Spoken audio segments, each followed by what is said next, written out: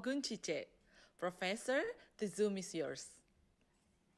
Thank you very much, dear sister, for this detailed explanation. I'm honored to be the moderator for this session. And Assalamu alaikum, Bismillahirrahmanirrahim.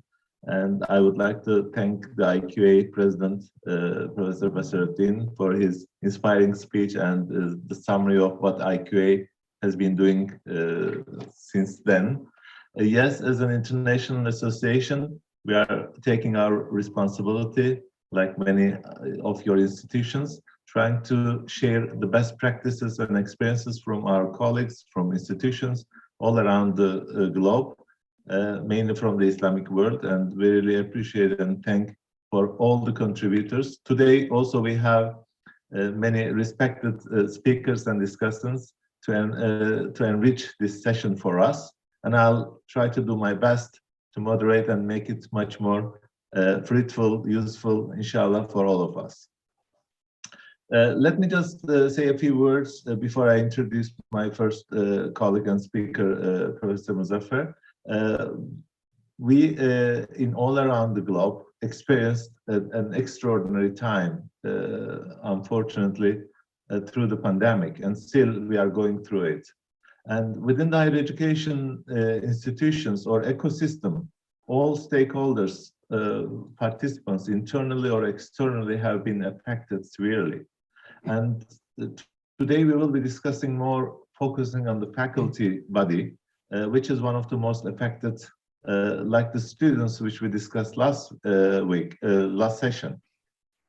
So taking from there, we all try to find new ways, new methods to survive and to find the way forward, because we realize that this is getting like a new normal, but it's not a normal. We are not used to this, so we call it. I call it as a new reality. So we have to adapt and adjust to this new reality. So the change is inevitable, but this sudden change and severe change is really affected all of us. So with all these discussions and the expertise of our colleagues from the respected institutions all around the world will tell us how to do that, the way that they find useful, and we'll discuss and find some ways for us as well, inshallah.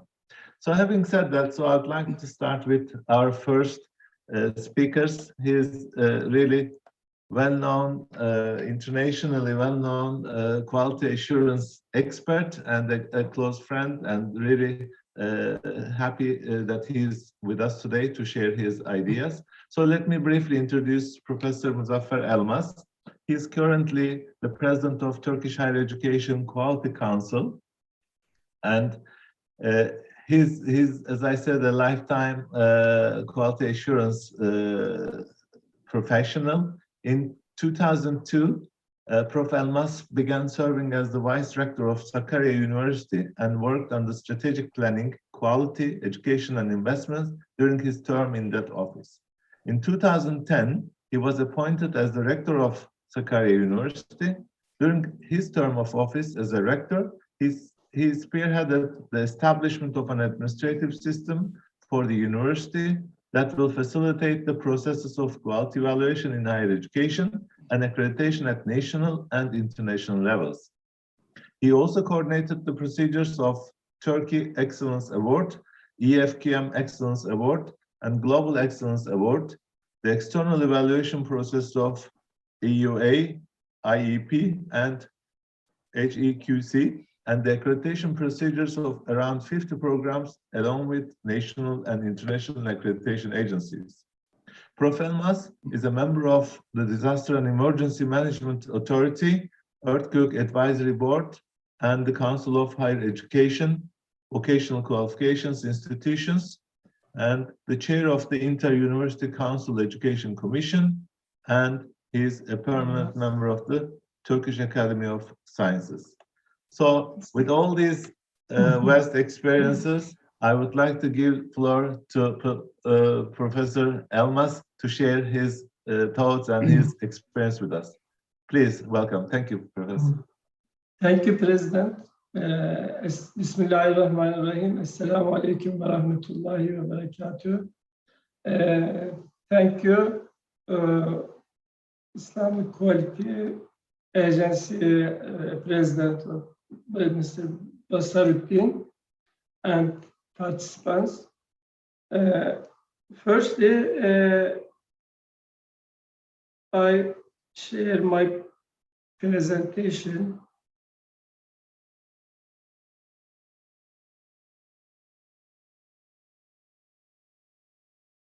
Okay.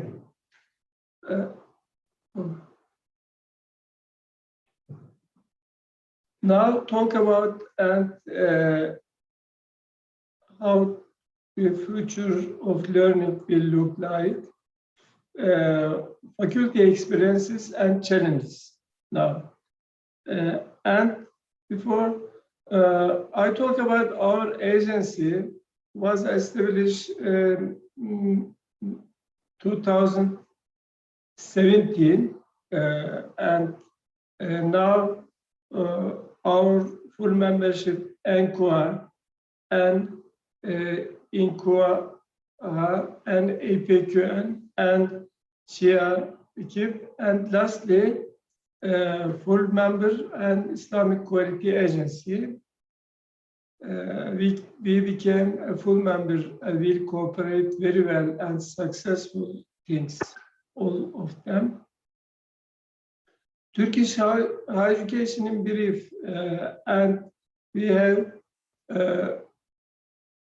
207 higher education institutions and private and state universities. In Turkey, there are 8 million enrollment students in higher education. These students enrollment in the highest short cycle and other degree. Total academic staff 175,000. Let's the first and complex change in the world in these graphs. This graph is, I think, a very important and complex word and nowadays. Before human adaptability and change of technology before and parallel to each other. Now, and the rate of human adaptability of technology change is staying behind. There is a gap between the two. It can be closed. This gap, everybody, every institution, every business, everything, close these gaps. Two things for close these gaps. And firstly, competencies, digital competencies, complex problem competencies, communication, critical thinking, active values, and active learning. Secondly, and agile leadership and integrated management information system. The world has become more complicated with the unexpected outbreak of coronavirus pandemics. Now, it has become more flexible and complex in this new landscape where the basic definitions are totally new. Quality assurance and accreditation has become an important tool in the field of higher education. In the future, it is hard to make future prediction in a complex and rapidly changing world. The important things today is how I plan for a possible condition. Otherwise, every innovation will be a shock.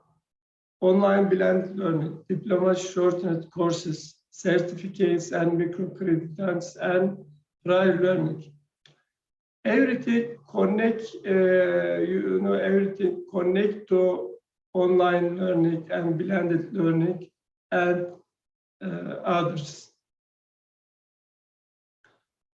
Our agency and institutional evaluation and institutional accreditation program.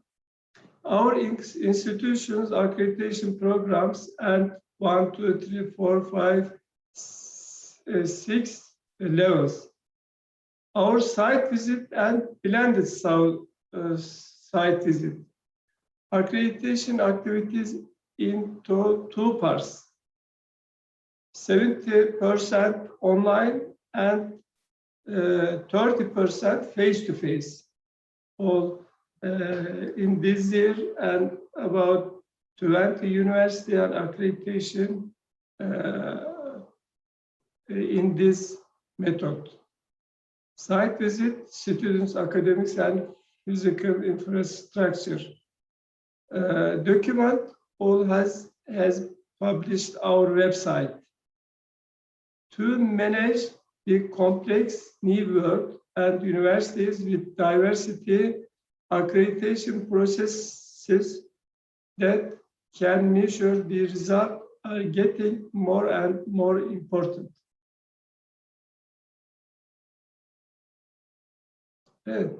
What is new?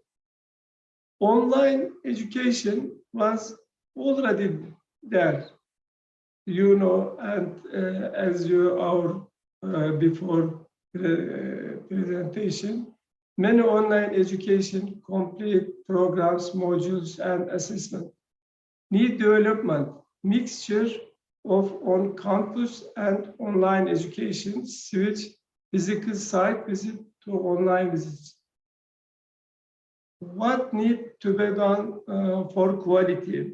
We prepare and online education quality criteria about 207 universities, and result of this criteria, this evaluation, and lectures need to be equipped both academically and technically. Students need to be trained for time management, discipline, and ethics. Universities need to build their internal IT infrastructure and system, registered IT and media personnel, establish reward and remunerative system. Ensure quality assurance and distance learning has become the top priority of our agenda. Accreditation criteria and planning for both effective campus-based and remote education. Establish norm for the quality of this education. Developing means to whether those quality norms are met. Quality assurance online education. How is education adapted to the new circumstances? What measures have been taken? What does it mean for the quality of education? How has assessment changed? And our external evaluation results of challenge of infrastructure and accessibility. There are many tools used and online education. Indeed, distance education activity that have been adopted urgently with the pandemic period. All of our higher education institutions have somehow moved their educational services to the distance learning solution. In the processes, our institution generally use open source on learning management system, software solution learning management system, software solution obtained through courses, and minor case learning management system software their development in-house. In this context, learning management systems that are frequently used module, in-house development LMS, and LMS canvas. Course tools and frequent used are Perculus, Zoom, Teams, Big Blue Button, Google Meet. Our higher education institutions have also made a serious effort to transfer libraries research on online forms and make their available remote access. Other results and teachers teaching methods and 54% synchron lesson and synchron asynchron about 20%. Study has shown that projects, scenario, and homework-based activities that focus more on student performance and competence than traditional presentation approach in distance education processes can be included. To support such methods, some of our institutions have made lecture notes and learning resources available to their students by converting them into online materials in formats that facilitate students' self-learning. In this process, it is observed that perspective of production and discussion has become the basis of almost all learning activities.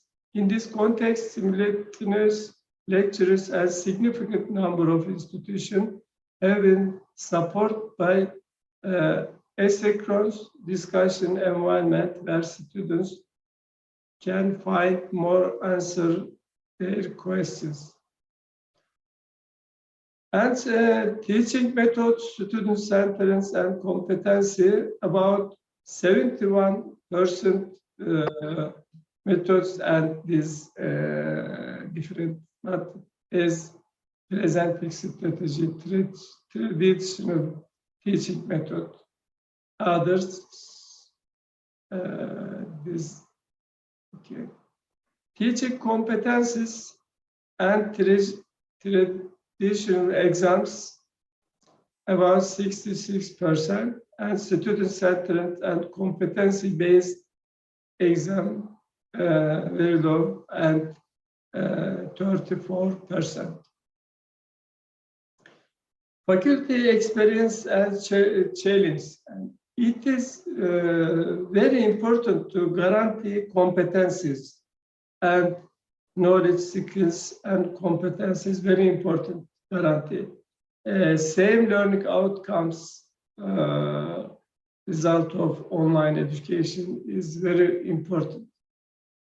Faculty and academicians should be trained accordingly. Exams and evaluation should be done accordingly. And future, people spend countless hours taking courses and education and training institutions. Most of the information shared is lost. Neuroscience and educational physical and have clearly shown what is necessary for the human brain to retain information and build skills.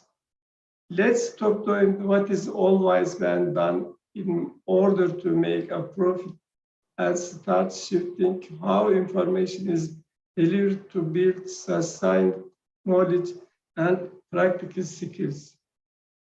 And future, not all courses might be online, but must be prepared for a blended system. It should be targeted for the same learning outcomes in online education in future. The future plans in higher education must be prepared accordingly. Student motivation is very important for learning and must be considered and priority.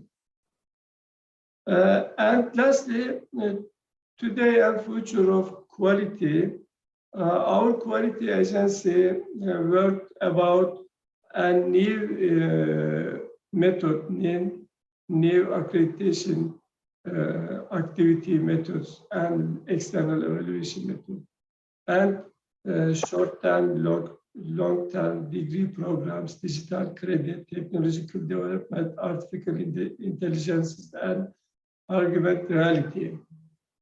And last, our sentence, and to manage the complex new world and university with diversity, quality and accreditation processes that can measure the results are getting more and more important. Okay, thank you. My presentation finished. Thank you very much, Professor Elmas. It was really perfect timing. Appreciate your valuable sharing and information full of details. I'm sure we'll have a few points to be discussed when we come to the discussion as well as the Q&A session. So we'll come back to these topics later on. Thank you very much. So the second speaker of today, let me introduce Dr. Ahmed Munasir Rafia Pratama. He's from Universitas Islam Indonesia. Dr. Ahmed is the Deputy Head of Department of Informatics and an Assistant Professor at Universitas Islam Indonesia. He did his PhD in Technology, Policy, and Innovation at State University of New York, Stony Brook in USA, with a Fulbright scholarship. And he obtained his master's degree in Information Technology from Monash University, Australia. His research interests are mainly related to mobile technology and society, ranging from mobile applications, mobile enterprise solutions, m-commerce, m-learning, mobile data analytics, mobile device security and forensics. Apart from being academia, he also loves personally swimming, watching movies and AC Milan matches, as well as playing games on PC and consoles in his spare time. From his full of CV, we can realize that this is the time for really Dr. Ahmed's expertise and his background. I'm sure he will give us some fruitful information and open some new technology windows for these post-COVID times. Please, Dr. Ahmed, the floor is yours. We have 15 minutes. Thank you. Assalamualaikum warahmatullahi wabarakatuh. Can you hear me? Yes. All right. Please. Thank you. Thank you, IKA, for having me, and thank you, Professor Olgun, for introducing me. Let me share my screen here. So yeah, I'd like to share with you all faculty experiences and challenges amid COVID-19 pandemic from my university's perspective here from Universitas Islam Indonesia.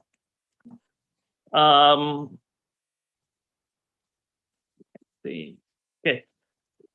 We all know that online learning amid COVID-19 pandemic is a necessity. It's something that is forced to everyone, even though not everyone is actually ready to go full online.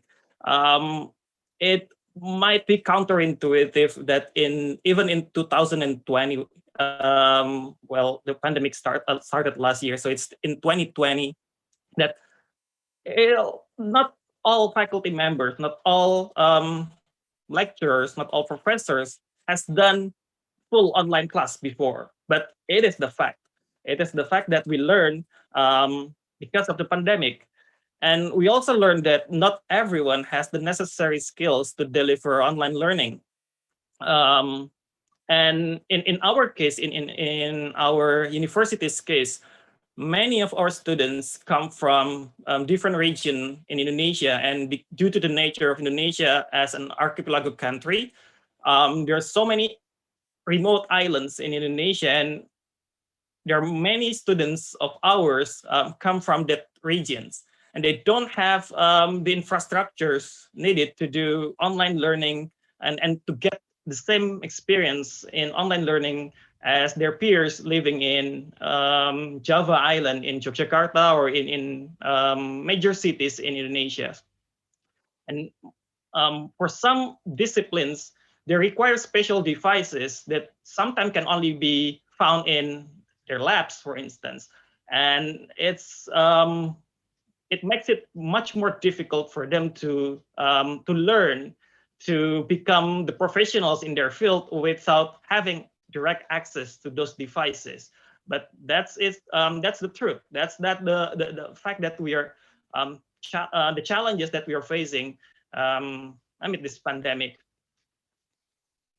And because of this pandemic, our rector, the university, decided to create a special task force early on in March 2020, just when we declared the national emergency, and then we decided to go full online for everything, starting from K to 12 to higher education. So our rector decided to create a special task force. I was one of the member of that task force in my university here. And the first thing that we did was we conducted campus-wide surveys. We asked our faculty members and we asked our students.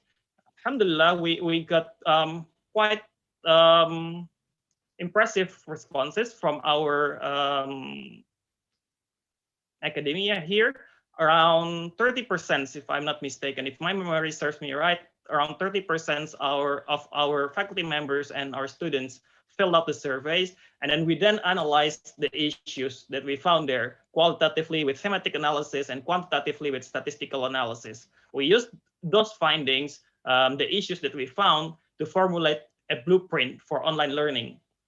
And so it can help, it can be used as guidelines for different disciplines, different stakeholders, different faculty members with different level of expertise, so that at the very least we can deliver an acceptable experience of online learning. Well, it will be hard to replicate the same experience from traditional face-to-face meeting in class, but at the very least we can still get an acceptable level of experience. That's what we are trying there. And then based on the blueprint, we conducted a roadshow to different departments and study programs to give to socialize this our findings here and to give recommendations, best practices from the expertise, and combine it with the problems, the major problems and issues that we found in the universities itself. And then we also try to give a stimulus in the form of grants and initiatives, mainly divided into three schemes. The first one being a regular one where we support the faculty members to create content, video-based content for their online learning classes. And then the second one being a mentoring program. So we try to pair between younger faculty members who are usually more tech savvy with senior faculty members who are usually, they have more experience in their expertise, but less experience in terms of technology and delivering online learning. So that's the second one. And then the third one, we try to promote innovations in practicums or any lab skills, lab works, or anything that needs a lab or practical activities in the courses. So we try to promote any kind of innovation, be it in a form of app development or simulations or anything that can help students learn practical skills. So those are what we have done at UIE, and the blueprint document, for instance, is a living document. It's not set in stone. So basically, we can always add anything as we learn more about it. And obviously, we have a lot of findings, but I will only share with you the one that is relevant to our topics today, which is faculty's experiences and challenges. From our finding here, it turned out this is actually the same as the one that Professor Muzaffir presented earlier. Most faculties actually preferred synchronous meeting over asynchronous activities for their online learning approaches. turns out that many of them saw synchronous meetings as the natural replacement of traditional face-to-face meeting. Well, before the pandemic, everyone just, to teach their class, they just go to their class, give lectures, and then do whatever activities in class later on. And so it is only natural for them to replicate it virtually using video conferencing apps. However, on the other hand, on the students' end, we found that a major problem relating to internet connections. Like I mentioned before, there are many students of ours who live outside of Java Island in remote or rural and remote areas. The internet coverage over there is not as good as in major cities. So at the very least, they have small problems with their internet coverage that prevent them from participating, active as their peers in major cities with their internet coverage. And then there's also another problem with the bandwidth itself, because in Indonesia in particular, mostly we rely on mobile data connection for our internet connections, not broadband based. Usually, the main difference between fixed broadband and mobile broadband. Usually, the mobile one is a metered connection, meaning there's no unlimited quota. We have to pay per gigabyte of data that we use. So the more their classes use synchronous meetings, the more bandwidth will be consumed. So that's another problem on the students' end. So our recommendation here, basically, we try our best to persuade the faculty members to do this balancing act between their preferences for synchronous meetings and the internet-related issues, particularly for the students. So we try, well, it's a tricky thing to do. Yeah, it's difficult, but we have to do it. It has to be done. Otherwise, students will have difficulties in participating in the lectures, in the learning activities. So there will be, we try our best to make sure that nobody is left behind.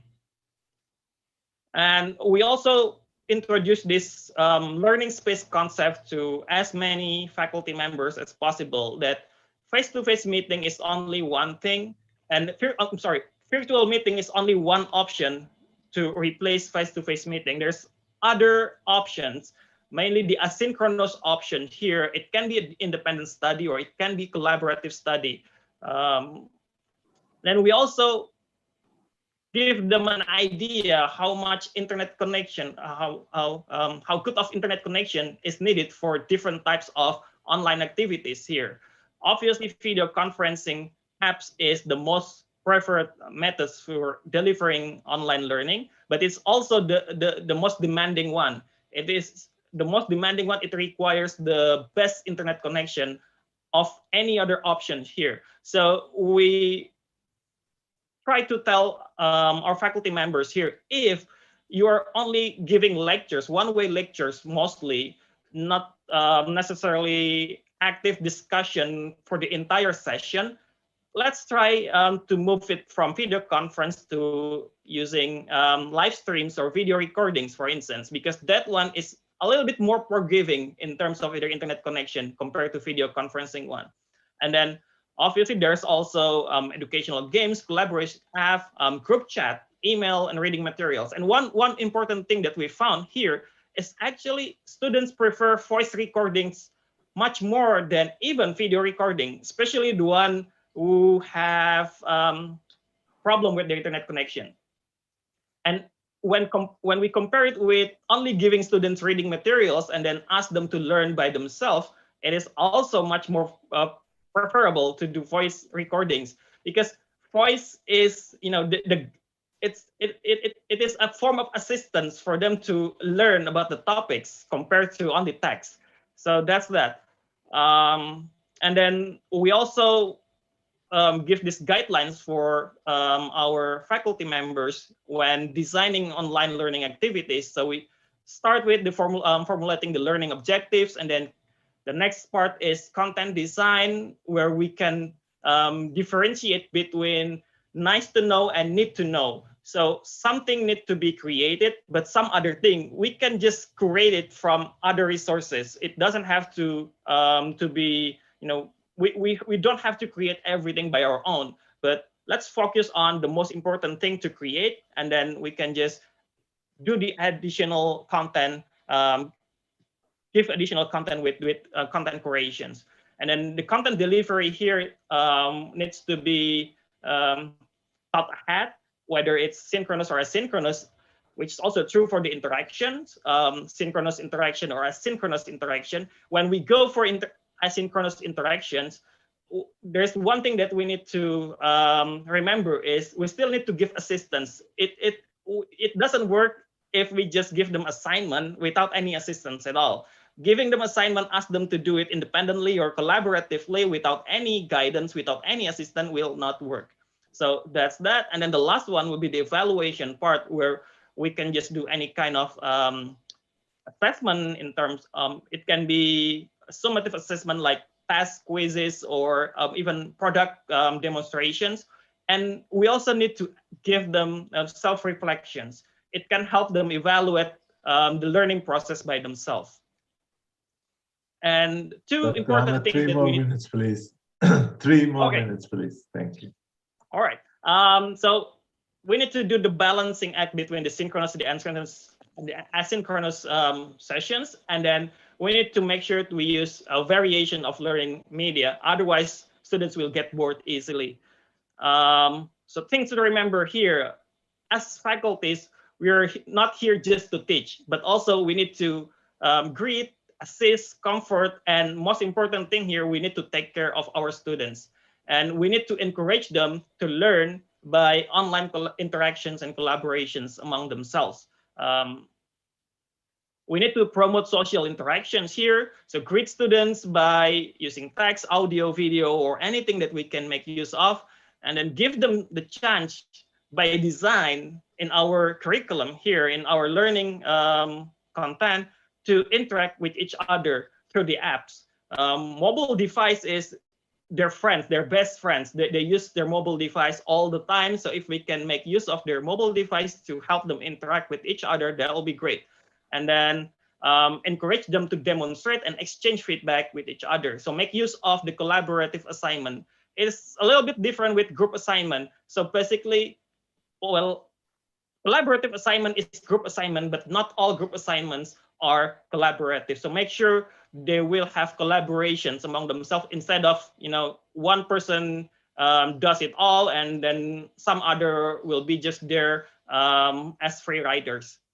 And then last one here, we need to make sure that we give more and better feedback. So quantitatively and qualitatively, how much feedback is needed? Well, the same amount of feedback as the assignments that we give them. And it has to be done in timely manners. It doesn't make sense if we give them assignment today, they submitted the assignment next week, and then we give them the feedback by the end of the semester. They already forgot about it by the end of the semester. So we can make use of rubrics, peer assessment, self-reflections, automatic feedback, comment bank, whatever the features are available in the learning management system. And we can also ask our teaching assistant to be more proactive in giving feedback to students. Small, continuous feedback, incremental feedback is much better than a big chunk of feedback at the end.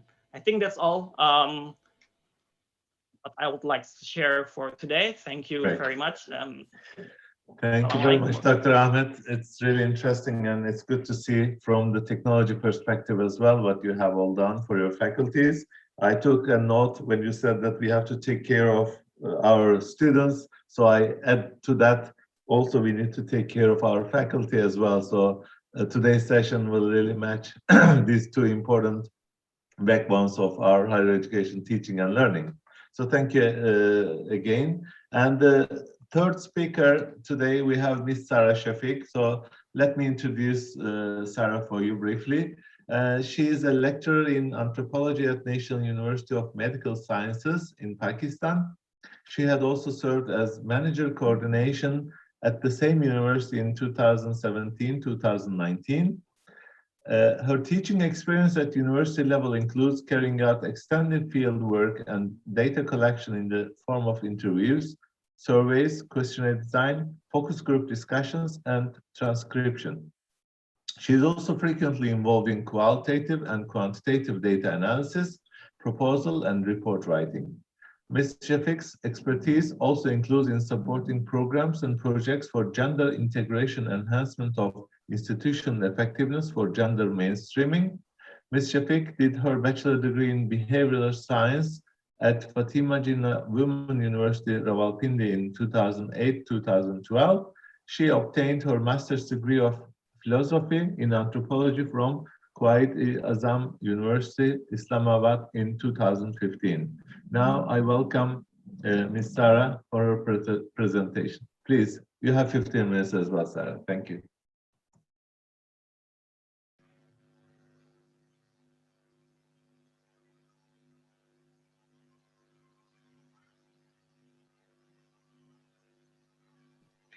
Thank you very much, sir. Assalamu alaikum. I am Sarah Shafiq, and I'm representing Islamic Republic of Pakistan and National University of Medical Sciences. The topic of my presentation is COVID-19, a constructive disruptor in education. The COVID-19 pandemic has created the largest disruption of education system in human history. According to United Nations 2020 report, it has affected more than 1.6 billion students in more than 200 countries. There is a fear of losing 2021 academic year or even more in the coming future. During the pandemic, we have seen a paradigm shift in the way educators deliver quality education. Despite the challenges posed to both educators and the learners, the online learning, distance, and continuing education have become a panacea for this unprecedented global pandemic. The education systems and the educators have adopted education in emergency through various online platforms and are compelled to adopt a system they are not prepared for. Now, moving towards the literature review. Within this short span of COVID-19 pandemic, many researchers have shared their work on teaching and learning in different ways, highlighting the importance of how curricula must be grounded in student experience to restructuring the present conventional classroom-based education system to the merits of formative assessment and online practices, but yet the literature suggests that the best practices for online homeschooling are yet to be explored. There is an interesting research which focuses on all the research conducted during this pandemic time, and it highlights certain dearths such as the weakness of online teaching infrastructure, the limited exposure of teachers to online teaching, the information gap, the non-conducive environment for learning at home, equity, and academic excellence in terms of higher education. Let me take you to the small canvas of Pakistan, a small glimpse of Pakistani life. Pakistani life not very favorable for online education. Why? Because of structural inequalities, literacy rate, 36% of the population has access to broadband internet, scarcity of digital device, scarcity of the knowledge and know-how of how to use those digital devices, electricity issues, and especially you can say the role of culture, which is very important. There is a rural versus urban life. Uh, and the family poverty, the stresses on domestic responsibilities.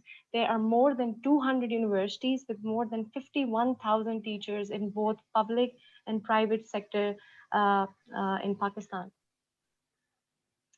Now, going towards the experiences and challenges faced by the faculty, I have conducted focus group discussions, conversational interviews, um, personal narratives, verbatims, and the common thing that COVID-19 has witnessed transitioning from traditional face-to-face learning, which can be entirely different experience for learners and the educators, with the condition to must adopt it with little or no other alternatives available. The teaching experience so far shows that the lesson learned from COVID pandemic is that there are both educators and the learners with two kind of mindsets, the fixed mindset and the growth mindset. The fixed mindset find it difficult to adapt and adjust, whereas the learners with growth mindset quickly adapt to a new learning environment. So while teaching, while making the curriculum, we need to focus and we need to put these points in mind that there are two kind of setups like mind states which affects the learning process. So in the end, there is no one size fits all pedagogy for online learning. The literature also suggests that there are a variety of subjects with varying needs. Different subjects and age groups require different approaches to online learning.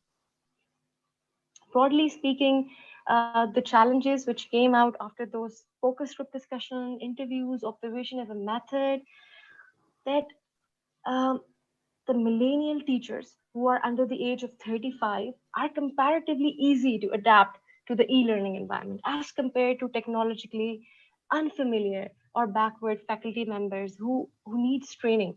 And at the same time, the major challenge, which another major challenge was time consuming. Faculty believe that the whole activity of making online presentations or online lectures was a lot of time consuming. The lecture, which took 2 hours before, is now taking 6 hours.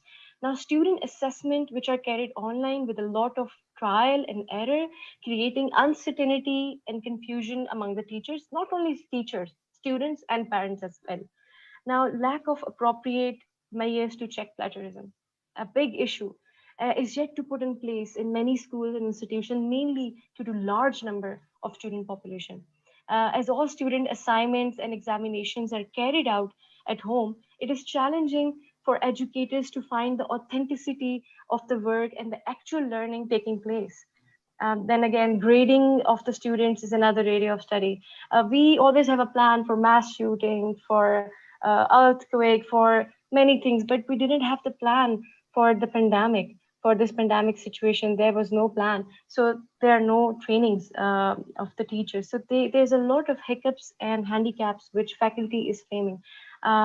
Again, the family responsibilities of both teachers and students as well. I would read one of the comment. The teachers are in dilemma as to whom to listen and which tools to adopt. Something pre-recorded videos could help. However, this would restrict interaction. It is difficult to design a proper system to fit the learning needs and convenience of all students. I'm sharing interesting verbatim of the faculty members of NUMS and other faculty members which I have interviewed from Qaid-e-Azam University, ComSat, but majorly I have put the narrative of National University of Medical Sciences faculty members. One of the faculty members of biochemistry, it is difficult to teach practical demonstration related to lab work, to gauge the understanding if they are really getting the point. Uh, the research area again is a lot of important factor. Then one of the assistant professor of public health, she believed that the teachers as compared to students have to put an extra effort to prepare lectures and to grab the attention of students during the online teaching. Another assistant professor of biosciences shared in his interesting experience that online learning has always been the second option. Sooner or later, we have to shift on this mode. We need to learn from our experience. Now, coming towards the social scientist as an anthropologist, uh, fieldwork is an important tool in social sciences and assessment because there are both objective and subjective realities we are exploring. So fieldwork and online assessment have become a major hurdle during the pandemic situation. One of the lecturer anthropology and others anthropologists were of the view that main challenge during the online teaching was exercising principle of inclusion, which was difficult due to digital divide and internet accessibility for all students. She mentioned that if I wanted to employ teaching technological features to enhance online learning experience of students, I also have to go an extra mile and teach technology and software to students in addition to course content. An anthropologist, one of the anthropologists, was of the view that another major challenge was coping with newer form of documentation teachers had to do for quality assurance purposes, along with the changing policies associated with uncertain COVID and education system. Now, the need of the hour, the need of the teacher. Uh, what is needed is actually innovation. Millions of teachers and students have been left at the hand of online learning, a technique that is largely unknown and untested in Pakistan. However, in Pakistan, there is a high potential for online education. And this is a great time to turn this global crisis into an opportunity. The use of online platforms such as Google Classrooms, virtual learning environment, VLE, social media, and various group forums like Telegram, Messenger, WhatsApp, and WeChat, we frequently explored and tried for teaching and learning. We never did that before. So this can be explored further even after face-to-face teaching resumes, and these platforms can provide additional resources and coaching to the learner. And an interesting thing which came out of those data is that teachers are actively collaborating with one another at local level to improve online teaching methods. There are incomparable opportunities to cooperation, creative solution, and willingness to learn from each other and try new tools as educators and also parents and students. So this COVID-19 pandemic is providing an opportunity to teach and learn in innovative ways, unlike the teaching and learning experience in the normal classroom. Um, Teachers are obliged to develop creative initiatives that assist to overcome the limitations of virtual teaching. This pandemic is pressing teachers to rethink actually their position from moving knowledge to facilitating learning. Uh, I would conclude that literature suggests and we are seeing that online learning is here for you to stay. What needs to be done? Maslow before Bloom. It is a common phrase used in education circles that human needs need to be addressed before learning can occur. So this also means here that online education approach should be student oriented one rather than instructor driven. The policy level intervention can also play a vital role. Education system across the world need to invest on the professional development of teachers, making online teaching creative, innovative, and interactive. Now, one can say that COVID pandemic is proving to be constructive disruptor, giving an opportunity for restructuring the present conventional classroom-based education system. I would conclude by saying that change is one of the principal characteristic of this world, and education works as an agent of change. When education becomes an agent of change, it also changes and improves itself according to the needs and resources of the society. Online learning is a part of the digital revolution, a paradigm shift that can expand the educational horizons in a virtually unlimited manner. Thank you so much on behalf of National University of Medical Sciences and Pakistan. Thank you very much, Ms. Sarah. It was really great, inspiring, and full of new ideas and questions for the technology part of it, I guess, again.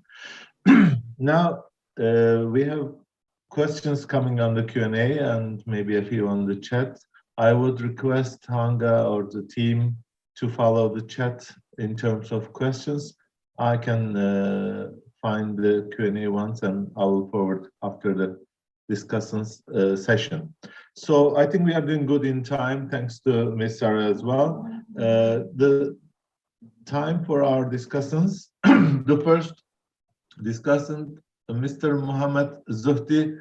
Dr. Mohammed Zuhti is with us, so let me introduce briefly him. Dr. Mohammed Zuhti is the head of Quality Assurance Institute. Can we just kindly be muted, please? Thank you.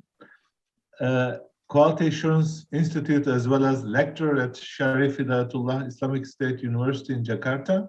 He finished his bachelor degree in Islamic education from IAIN Sharif Hidayatullah in 1996. Before earning his master's degree in education studies at University of New South Wales in 2000 and his PhD in education curriculum and instruction at McGill University in 2006, respectively. He started his career as a lecturer in the same university in 1997 and has several strategic positions ever since. He has the head of main library from 2006 to 2011 and director of Center for Language Development from 2011 to 2015.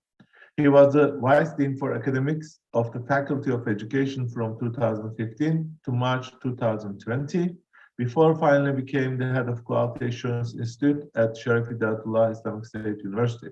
So with all these background, I invite Dr. Mohammed for his presentation, for his discussions. Thank you, please. Thank you, Professor Cice. Assalamualaikum warahmatullahi wabarakatuh. Thank you for your extensive introduction.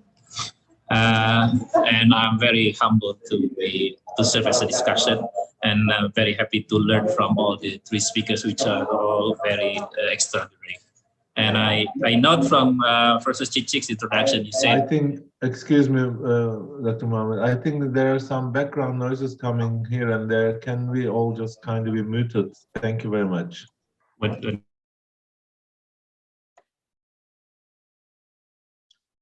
Or is it from your place? Okay, sorry. It's from my Carry on, please. Thank you. I'm sorry. I took some notes from the speakers as well as from the chair, from Professor Cice. You mentioned that it's not, instead of saying new normal, you say it's new reality. And I'll also add to it, it's a reality in the making. So we don't know where it stops. So it's a very dynamic situation. And I also note a lot of points from Professor Elmas is very important, that human adaptability grows slower than the development of technology, and even slower in the field of education that we are experiencing now. I also note some point from Dr. Rafi.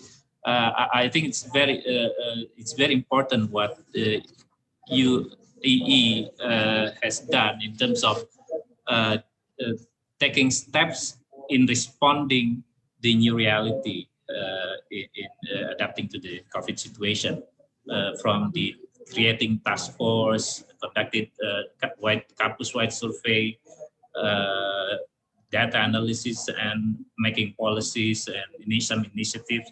And also, it's important a point from what Dr. Sarah Shafiq said about the changing mindset among students and teachers as well. So from those three presentations, I think there are three important points, three levels of change that we need to really pay attention to. At the university level, I think there are a lot of places, like Dr. Sarah mentioned, there's no one-size-fits-all situation. There's no one-size-fits-all policy. There's no one-size-fits-all recommendation. I think university has to be more prepared in facilitating the new situation of learning by providing the infrastructure for information and technology, from hardware to software to the network, and also the human resources. In terms of policy, university has also changed their policy, try to make a lot of analysis from the current situation and the upcoming situation, and make a dynamic policy. We cannot stay with the old policies in teaching and learning, in facilitating student learning, in serving students and stakeholders of the policy. I think it's very important to also make connections between universities around the globe in some communities. And also important to make sure the human resources are ready. It's not only about lecturers, about faculties, it's also about administrative human resources. I mean, those who are supporting faculties in serving students need to be also knowledgeable in the use of information and technology. And most important thing is quality assurance of universities. how to make sure that the outcome-based education is working well in terms of learning experience among students. At the faculty level, there are a lot of challenges of faculty because a lot of faculties, there are people in the old generation who are not really familiar with the new technologies, who need more time to learn how to use the technologies. So I think the skills improvement is very important for the faculties. University has to facilitate faculties to improve themselves in adapting to a new learning culture. It's a new learning culture that because they're not only using new technologies, but also they are facing students which are different from the student that they faced before. So I think adaptation to a new learning culture is very important, so that the faculties and lecturers are preparing themselves to make new learning plans, new learning methodologies, and how to deliver the learning teaching materials in new ways. And also there's a lot of ample opportunities these days for faculties to exchange with their counterparts in different universities. It's the time for them to invite guest speakers from different universities to speak in their classroom, to interact with their students, exchanging experiences with other faculties from different universities from different parts of the world. I think it's a good importance. So university has to facilitate the cooperation among faculties from different faculties, especially those who are working in the same areas of learning. I think this is the technology allow us to do this right now. And in terms of students, can we wrap up, please? Yeah, thank you. Oh, sorry. Yeah, in terms of students, I think 1 more minute. Yeah. Okay, we need to have more self-motivated students and students that have self-regulated learning capabilities, and professors, faculties need to facilitate students to become more active and more assertive in receiving their services from the universities. So I think that's all, and I appreciate all the speakers, and thank you very much. I learned a lot from the whole speakers. Thank you, Professor Chichi. Great, thank you very much, Dr. Mohammed. It was really also helpful, and you really summed up for us. And our second discussant, let me introduce Dr. Mohammed Al-Firas for you. Dr. Mohammed is the president of Gulf University in Bahrain. He joined the Gulf University as an assistant professor in the Department of Computer Communication Engineering in 2006. And he was promoted as the head of computer communication engineering in 2008. He has co-authored over 25 research publications in peer-reviewed reputed journals and presented papers in numerous conferences. His areas of interest include wireless communication, digital image processing, and channel coding. Currently, he is also the general chair of 2 international conferences and members of over 40 international conference committees. His academic accomplishments have promoted him in the rank of associate professor in 2012. With his academic accomplishments, he also continues academic administrative duties at Gulf University. He fulfilled his duty as the Dean of Admissions and Registration of Gulf University and has been extending his duty as the acting president in 2015. In 2017, he became a president of Gulf University and is still in that position. So with all these background, and I welcome Dr. Mohammed for his discussions and comments for 5 minutes. Please, the floor is yours. You are muted, I think. We cannot hear you, Dr. Mohammed. Okay, thank you very much for this. Welcome. In this sessions regarding faculty experience in teaching and learnings, let me share with you our challenge in the Gulf University, and at the same time opportunity, shifting the teaching and learning from face-to-face to the online. It is not easy. It has come suddenly before, let me say, one academic year approximately. Preparing the faculty is one of the challenge because the faculty normal way of present their or deliver their lecture is face-to-face. Now shifting to the online, we need to change their methodology of teaching, assessment, engagement of student, everything should be changed. The Gulf University presenting the online lecture by using iSpring and immediately give the faculty workshop about how to use iSpring. iSpring help the faculty to present their idea to the student. In the same time, we move from normal way of assessment to the project-based learning and change the scheme of assessment.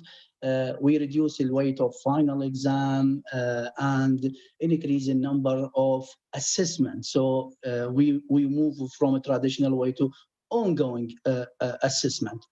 Another challenge, student engagement in online. It is not easy to see the student and to move forward the student to engage in asynchronous and synchronous mode. Training and workshop toward online learning. If we do many workshops immediately to increase level of confidence of the staff and the student to use online learning and how to deliver an online lecture. IT services is play the key player of the whole online learning. So infrastructure immediately change using the optical fiber because the optical fiber bandwidth is very high, speed very high, and support the student to access from the outside university to all the labs and the experiment. We have some courses is practical courses, so train the faculty and train the student to access from outside to the university and do their experiment. Preparing also for hybrid session, hybrid class with broadcast facility. We immediately create 80 class in the university. This class supportive hybrid method of teaching using multi-camera in the class, multi-speaker, and the student can be access to the class from outside or to be face-to-face in the university. Online tutorial and workshop using software for practical courses.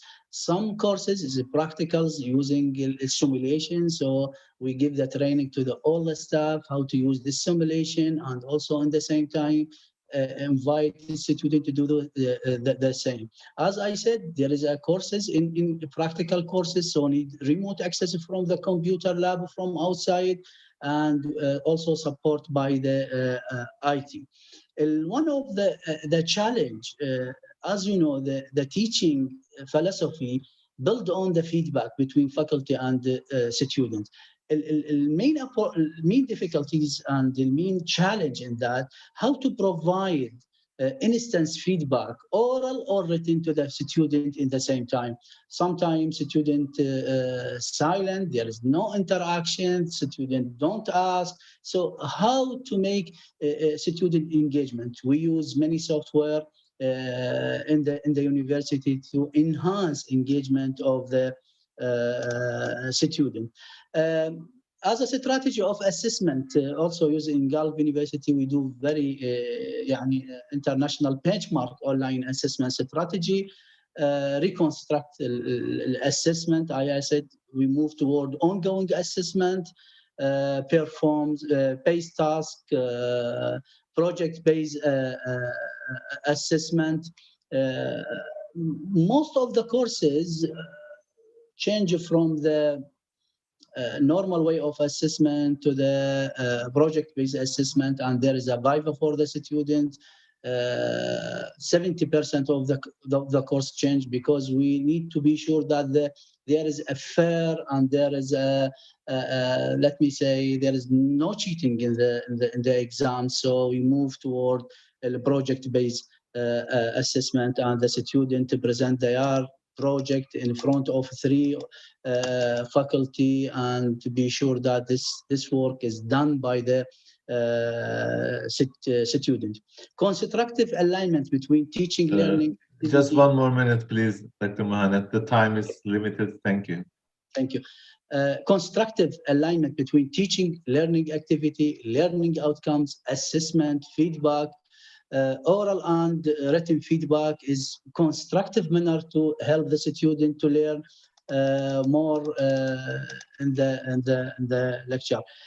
Also, due to the pandemic, all the research in the university shifted from traditional way to include COVID-19. Also encourage faculty to use to do research in their courses and reflect their research in the courses and in the teaching. Also, we use, let me say, proctoring during online tests. We use 2 software to be sure that the student did their exam in a fair way. Thank you very much. Thank you for this opportunity, and sorry to be late today because I didn't receive it. Okay, thank you. Thank you, Dr. Mohanet. I appreciate your contribution. And now I think this is one of the best time to exchange ideas and the Q&A session. I think it was really fruitful. All our speakers, discussants highlighted some important points for our audience today. And we are getting plenty of questions on the both Q&A as well as chat box. So I got some of them from the moderator as well, thanks to Hunger's support and team. Let me start with the first question because it was really initiated at the very beginning. So Professor Hasret Balcıoğlu from YODAK, my colleague. So the first question deserves attention. Thanks for this question, Dr. Hasret. And it is known that adaptive learning, intelligent tutoring, had its origins in the artificial intelligence movement and gained popularity in the 70s. So especially in the presence of COVID-19, there are a lot of statements mentioning about adaptive learning as future of education. So do you agree with this and why? I think it goes to all our speakers. So whoever would like to say a few words, you are most welcome. Adaptive learning, the future way of teaching and learning. Any comments, any addition for this intelligent tutoring, and maybe the role of artificial intelligence on that, which is really a current issue? Okay, allow me to say a few please, words. Ahmed, yes. Okay, yeah. Yes, please. Adaptive learning is an interesting topic. Yeah, it's mainly data-driven, and just like any data-driven approach, and it's also connected to what Ms. Shafiq said before, that there's no silver bullet. Basically, any adaptive learning needs to be custom tailored to the context. So you can't just use data from the Western world, for instance, and then try to apply it in developing countries. No, it won't work that way. Different places, different regions will have different challenges, different obstacles, and well, basically we need to gather as much data as possible from different parts of the world, from different contexts, to deliver a good adaptive learning experience. That's, I think, my take for that question. Thank you, Dr. Ahmed. Any other comments from our speakers? Okay, thank you. So I'll go to the second question to get the benefit of time and ask as many questions as possible. The second question is from Hikmetavi to Professor Elmas. It is, how will the COVID-19 pandemic affect the implementation of learning in every education unit, including elementary, middle, and college level in Turkey? Is there a special curriculum during a pandemic? Is there a special curriculum during a pandemic? Yes, please, Professor Elmas. And Turkey's application are similar to and your country and the world. There have been different applications in the last year, and this has changed according to number of cases. Teachers and trained and mixed model more common usually during the pandemic. Preschools and primary schools are mixed. Others are completely online, but laboratory and experimental study and health science application are mixed. Everyone wants to go back to school. Nowadays and currently, COVID-19 is spreading faster in Turkey. I hope we will be back soon, inshallah. Inshallah. Thank you very much, Professor Muzaffer. Anyone else would like to comment briefly on this topic? If not, I'm going to the second question, the third one. It is to Dr. Ahmed Rafia from Hikmetabi again. How do you see the positive aspects of the COVID-19 pandemic in the education sector in Indonesia? Positive aspects of COVID-19. What do you think about the negative aspects of the pandemic, and what are your suggestions for each of them? So positive and negative aspects of COVID in Indonesia. Please, Dr. Ahmed. Thank you. I wouldn't say a positive aspect because this is a pandemic. It's negative. We don't need to sugarcoat it, but we can still maybe see we could say opportunities. Yeah, maybe the silver lining. I would say it's more like silver lining, and it is the ability of pandemic to enforce, to be the driving force of digital transformation more than ever.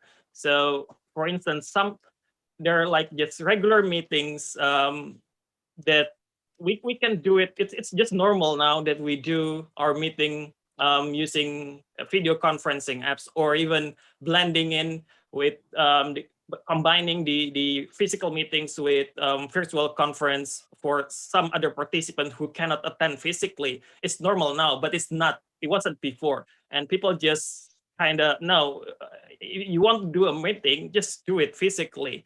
Without the pandemic, perhaps this kind of new normal will be difficult to accept. That may be the silver lining for this pandemic. It enforces digital transformation more than ever.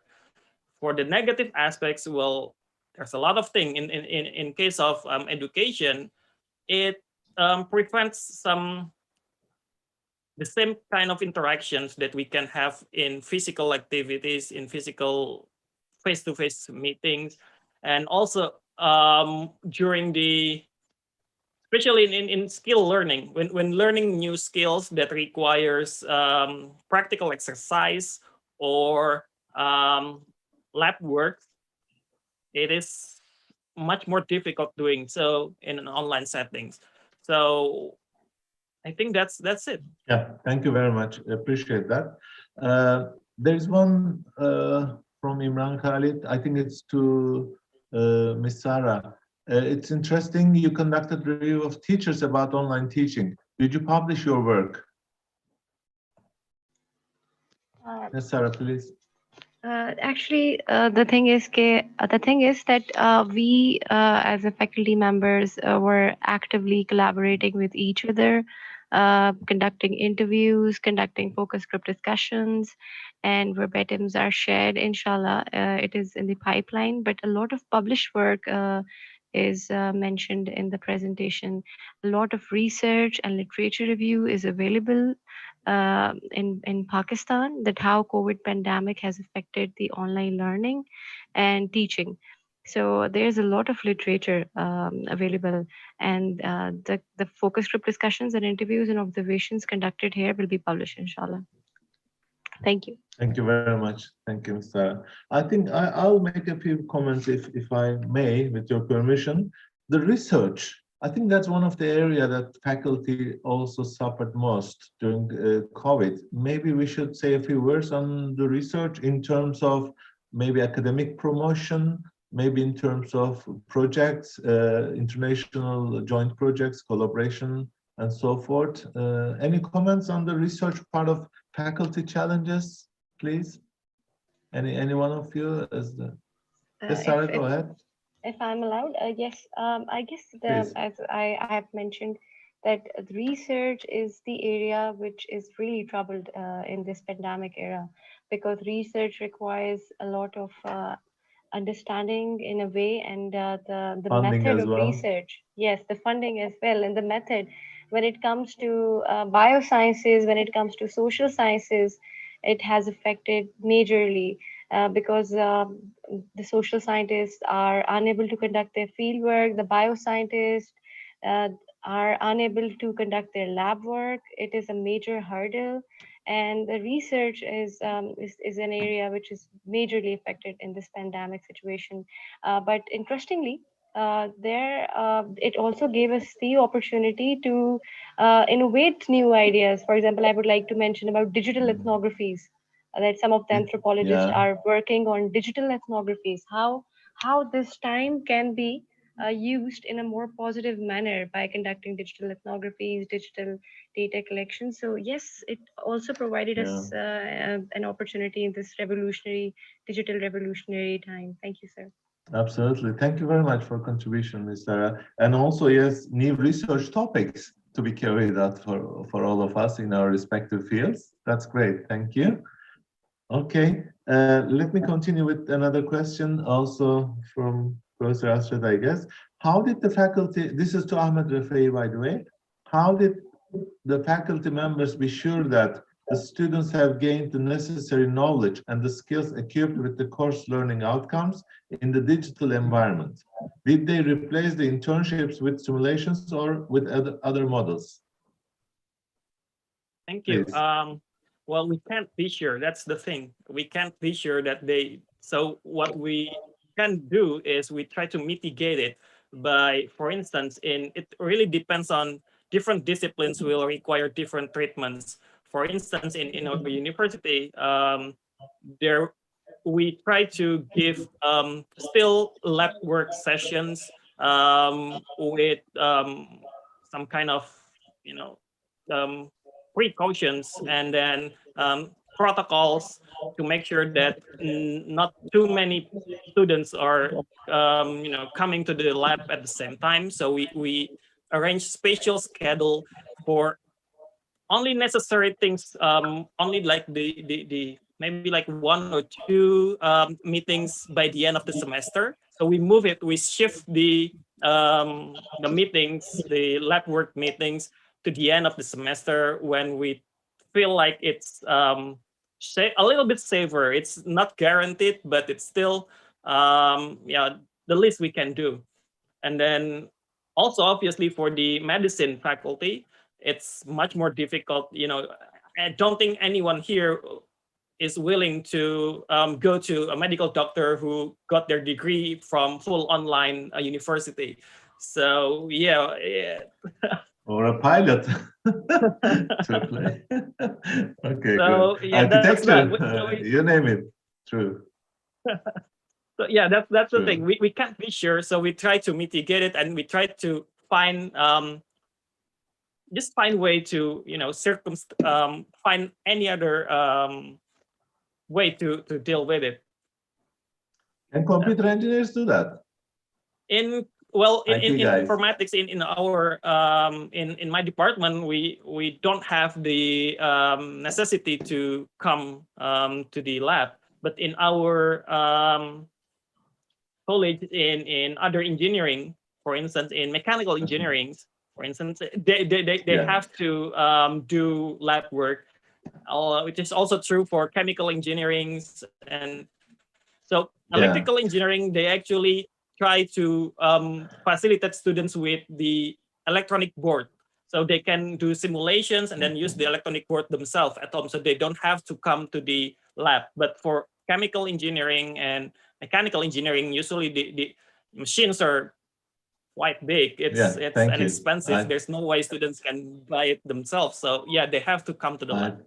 I think it's really well noted, and it's good that we can rely on IT professionals or the computer engineers, at least in this post-pandemic. Thank you very much, appreciate. And I just would like to highlight one topic maybe we touched upon, but we didn't really discuss in detail, which is in terms of motivation and psychological aspects of faculty members during and post-COVID. And there's a question on that as well. So let me read from the question also from Hafiz Uli, I think. Are the challenges that still happen to lecturers can impact to their mental health? And is offline learning the best solution at this time, although still COVID continues? So can we elaborate a little bit on these aspects of mental health and the way that to motivate faculty members? And I would like to add to this the age factor. I think Sarah or one of you mentioned about the age issue, how the age is impacting in terms of adaptability and motivation and so forth. And I heard that even in the US and in other parts, many experienced senior faculty members are resigning just because of these reasons, that they don't want to get hassled. So how do you elaborate on all these topics? Thank you. And we can go for any one of you who would like to elaborate. If I'm allowed. Sure, please, Mr. Actually, this is a very important point, and it's slightly covered in the presentation as well, because it was just 15 minutes talk. The mental health is a complete new domain. I guess the COVID-19 pandemic has showed us that mental health issues are somewhat very important and needs to be addressed, because the students, the faculty, the parents, they have experienced different kind of problems. And when it comes to online learning, the faculty, of course, in this disruptive innovation, when everything is popping up and with new environment, challenging technology, and also with the handicap of lack of trainings and no pre-planning of this COVID pandemic, the faculty faced a lot of pressures. Mental pressures, the expectations. For example, I also mentioned, one of the anthropologists mentioned that the documentation, the policy level, and of course everything has to be online and documented. The teachers have to put an extra effort to document each and everything. The lectures have to be online. So the mental pressure and coping up with the expectations with a lot of competition. And I would like to share Harvard investigation about how this screen and this screen time and extra burden on screen time affects the mental state of students as well as faculty. That the students and teachers are spending more time on screen, which is affecting their physical health and of course their concentration level. So yes. Absolutely, thank you very much. And anyone else would like to elaborate on this topic? I would like to ask a specific question. Maybe we can start with Professor Elmas. Do you think that some senior faculty members are resigning because of these reasons? Like in Turkey, did you get some news or any indication of that? Or are they adapting themselves, the faculty members? I trained faculty members about online learning infrastructure and online learning pedagogy and online learning and adapt to skill competence, different competencies, different activities, and change from face-to-face to online and mixed education for gain of learning outcomes, all learning outcomes, same learning outcomes. Okay, great. So there is no resignation. It's a good news at least. Thank you, Professor. How about in Ahmed? Would you like to comment on that from your country's perspective? Are people adapting it, or are they choosing to opt out, resign, or leave, or go other fields, or research? Ahmed, Dr. Ahmed? Yeah, please. sorry, it's still mute. Sorry. I haven't seen that kind of phenomenon here in at least in my university. I'm not really sure about that one, but it maybe it's more about their being ineffective in their teaching instead of resigning. Good. So That's good. it's just like Okay. the class is still there, but the students are complaining because the professors they're not really into the class teaching during this pandemic, because it's mainly giving assignments, things like that, and let the students to learn all by themselves. At least adapting. Okay. And Ms. Sarah, how about in Pakistan? How would you elaborate? No as such resigning, but I guess as I've mentioned that there is a digital divide. Of course, there are teachers who belong to rural background, and there are teachers who belong to urban background, plus the age bracket. The younger teachers are finding who are tech savvy and finding it very easy to adapt to new. Actually, they are in favor of these online platforms because they get very easily connected with the students, and real time conversation is going on. But when it comes to senior faculty members, they need assistance, a throughout assistance, which is creating a lot of handicap and time consuming activity. So yes, this is challenging, and I would agree with what Mr. Ahmed said, that yes, students are sometimes left on their own to cope with all the situations, and are just given assignments and activities. Yeah. Thank you very much. Dr. Mohamed, in Bahrain, how is the situation? Just briefly, a few sentences. You are muted, please. We cannot hear you. The situation here is under control between the faculty and the student. Engagement between them, it's really enhanced semester by semester, because there is many software help them, and many workshop done by the faculty and the student to enhance this cooperation, because learning mainly based on the feedback between the two parties. So in general, it is good. Yeah. So it seems the majority are adapting. I think it's really good news in that respect, but also they might be shifting towards, let's say, research area, those who are senior or experienced faculties who do not prefer to deliver more online courses, and some of them do adapt. So I think it's really positive feedback. I think there is a hand raised from Mr. Mustafa from Turkey. Yes. Thank you very much, the President, Olgun Çek, for the program. Also, I do thank to all the participants, and their outcomes are very important, and it is going to definitely help to us in this to overcome this pandemic issue. In Turkey, Mr. Olgun, is in Turkey. We, as a Council of Higher Education, by now, before the pandemic started, in the 125 universities, had already had distance learning centers. And actually, just we established these centers to follow up the technological developments and to use the technology in the education. That's all.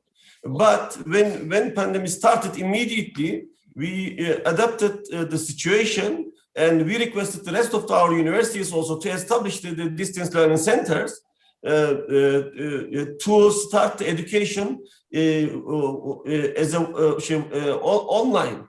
And also, just Mr. Ahmed and Ms. Sarah also mentioned, maybe in some faculty members in terms of the using the technological tools, we had some problems, but that was very few. We couldn't face the big problems, and it is helping. But at the end, when we come to the situation right now, we are using the distance learning but in some class, definitely student must be in the classroom. And also we should not lose our humanity. You see, students, they need to discuss, they need to, that is the issue. And we are considering that side as well, not to lose the humanity, our humanity. Thank you very much, Mustafa. Yeah, Mr. Mustafa, I think very valid point. Really appreciate the human contact, human touch, humanly touch is really important, and we all try to get this going. Appreciate that. So it's good to hear all these from your perspective. Now, I think one point I would like to raise, which we didn't discuss detail also. There are some digital online platforms who are preparing learning and teaching materials for our faculties and for our fields, namely the Coursera, Udemy, or Learning Mate, and so forth. And how do you see the role and function and involvement of these digital platforms in terms of faculty development, faculty support, and so forth? This is maybe the last question and discussion for the panel. Yes, please. Whoever would like to go first. I can participate in this, if allow me. Yeah. Yes, please. Yeah. The discussions as well. Yes, Dr. Mohamed, go ahead. Yes, this is international practice, and this is very well organized and prepare these courses. So we can use it. We can use it in our lecture, especially in the flippy class. In the flippy class, the faculty posted the lectures, materials, everything before the discussion, and the faculty be only as a coach or as mentor.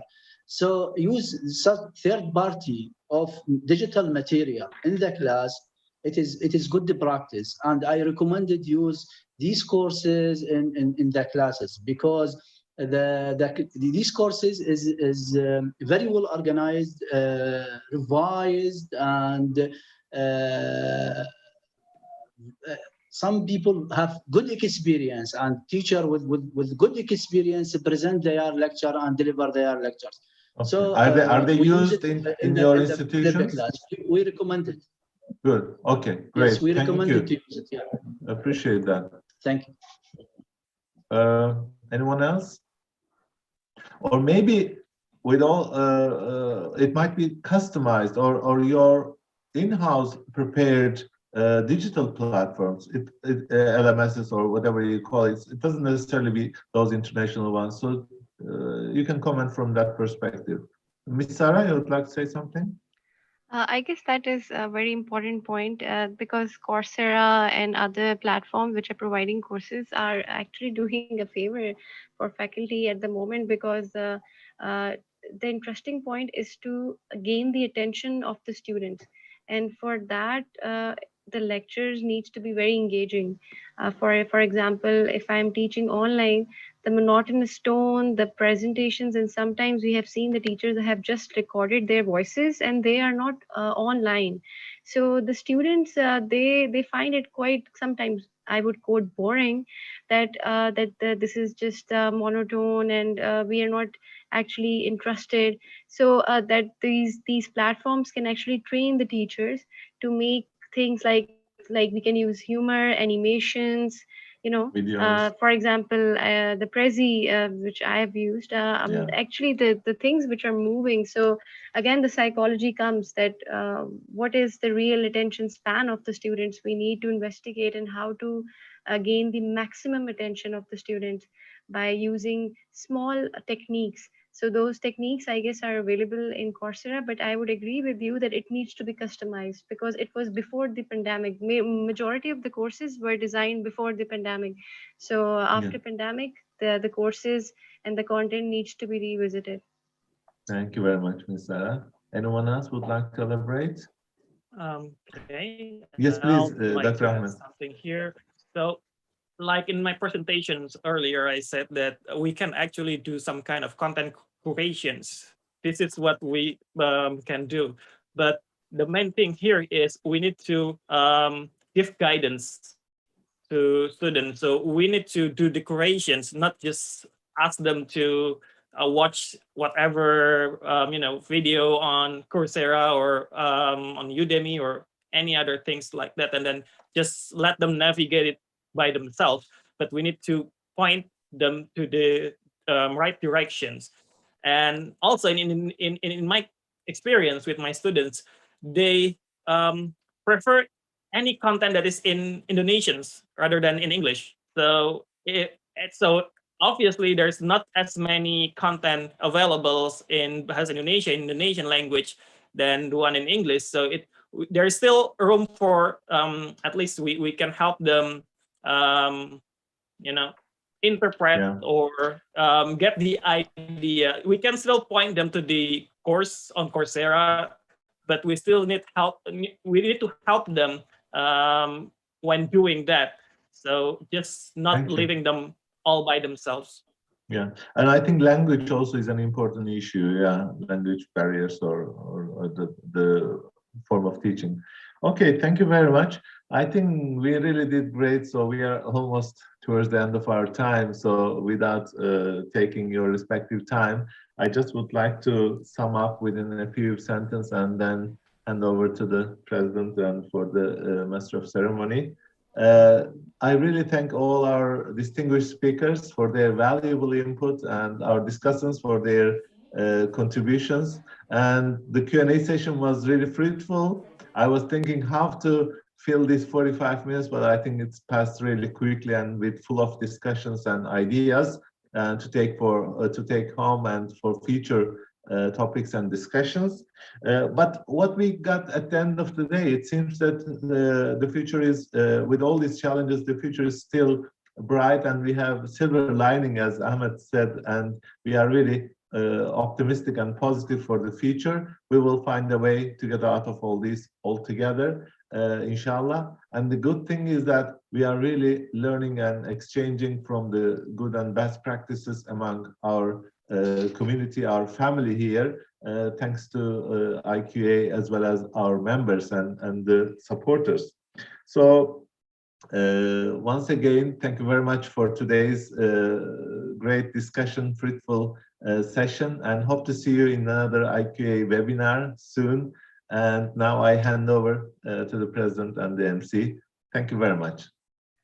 Assalamu alaikum.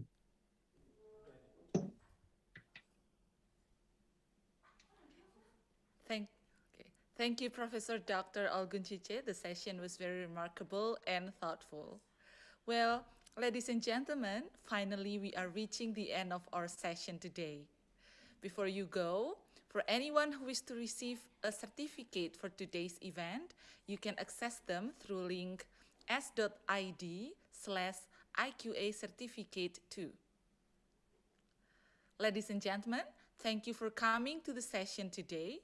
I hope there are plenty of things we could learn amidst the COVID-19 pandemic, and may Allah save us and make us stronger. The last but not least, we are also wishing you with a shower of joys and blessings in the upcoming holy month of Ramadan. On behalf of the Committee of IQA Webinar Series, I am Ananda Yusri Ardini, signing off from Yogyakarta. Have a nice day. Wassalamualaikum warahmatullahi wabarakatuh.